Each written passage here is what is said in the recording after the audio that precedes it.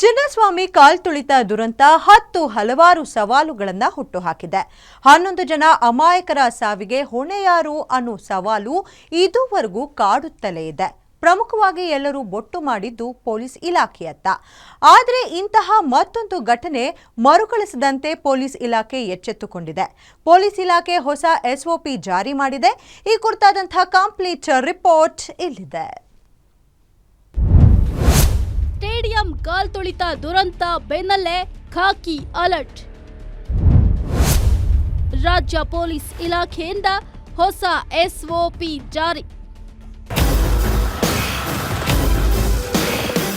ಚಿನ್ನಸ್ವಾಮಿ ಸ್ಟೇಡಿಯಂನಲ್ಲಿ ಕಾಲ್ತುಳಿತದ ಬಳಿಕ ಪೊಲೀಸ್ ಇಲಾಖೆ ಈಗ ಅಲರ್ಟ್ ಆಗಿದೆ. ಇದೀಗ ರಾಜ್ಯ DG IGP ಡಾಕ್ಟರ್ ಸಲೀಂ ಹೊಸ SOPಯನ್ನ ಹೊರಡಿಸಿದ್ದಾರೆ.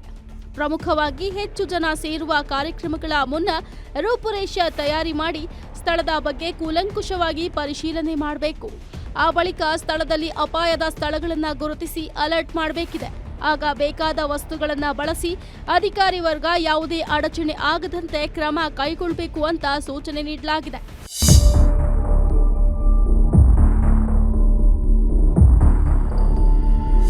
ಇದಷ್ಟೇ ಅಲ್ಲದೆ ಕಾರ್ಯಕ್ರಮ ಆಯೋಜಕರ ಜೊತೆ ಸಮನ್ವಯ ಇರಬೇಕು. ಕಾರ್ಯಕ್ರಮ ಸ್ವರೂಪ, ದಿನಾಂಕ, ಸಮಯ, ನಿರೀಕ್ಷಿತ ಜನ ಸೇರುವಿಕೆ, ಆಗಮನ ನಿರ್ಗಮನದ ಬಗ್ಗೆ ಸಂಪೂರ್ಣ ಮಾಹಿತಿ ಇರಬೇಕು ಅಂತಲೂ ಕೂಡ ಸೂಚಿಸಲಾಗಿದೆ. ಇನ್ನು ಅಗ್ನಿಶಾಮಕ, ಆರೋಗ್ಯ ಇಲಾಖೆ ಜೊತೆ ಸಮನ್ವಯ ಇರಬೇಕು. ತುರ್ತು ಸೇವೆಗಳ ಜೊತೆ ಪರಸ್ಪರ ಸಹಾಯ, ಲಭ್ಯತೆ ಪರಿಶೀಲನೆ ಮಾಡಬೇಕು. ಕಾರ್ಯಕ್ರಮ ನಡೆಯುವ ಕಡೆ ತರಬೇತಿ ಪಡೆದ ಸಿಬ್ಬಂದಿಯನ್ನ ಕಡ್ಡಾಯವಾಗಿ ನಿಯೋಜನೆ ಮಾಡಬೇಕು. ಪ್ರವೇಶ ದ್ವಾರಗಳು, ನಿರ್ಗಮನ ದ್ವಾರಗಳು, ಜನಸಂದಣಿ ಇರುವ ಕಡೆ ತರಬೇತಿ ಪಡೆದ ಸಿಬ್ಬಂದಿ ನಿಯೋಜನೆ ಮಾಡಲು ತಿಳಿಸಲಾಗಿದೆ. ಹಾಗೆ QR ಕೋಡ್ ಸ್ಕ್ಯಾನಿಂಗ್, ಬಯೋಮೆಟ್ರಿಕ್ ಅಳವಡಿಕೆ ಕಡ್ಡಾಯವಾಗಿ ಸೂಚಿಸಲಾಗಿದೆ. ಹೀಗಾಗಿ ಸಾರ್ವಜನಿಕರು, ಸಿಬ್ಬಂದಿ, VVIPಗಳಿಗೆ ಪ್ರತ್ಯೇಕ ವ್ಯವಸ್ಥೆಯನ್ನ ಕಲ್ಪಿಸಬೇಕು ಅಂತ ಕೂಡ ಮಾರ್ಗಸೂಚಿಯಲ್ಲಿ ತಿಳಿಸಲಾಗಿದೆ.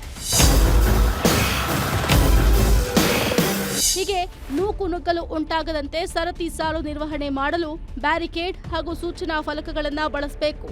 ಆಂಬ್ಯುಲೆನ್ಸ್ಗಳ ನಿಯೋಜನೆ ಮತ್ತು ಪಾರ್ಕಿಂಗ್ ವ್ಯವಸ್ಥೆ ಇರಬೇಕು. ಹಾಗೂ ಕಂಟ್ರೋಲ್ ರೂಮ್ ಜೊತೆ ಸಂಪರ್ಕ ಇಟ್ಟುಕೊಳ್ಳಲು ಸೂಚನೆ ನೀಡಲಾಗಿದೆ. Ajay Kumar, crime bureau, guarantee news, Bengaluru.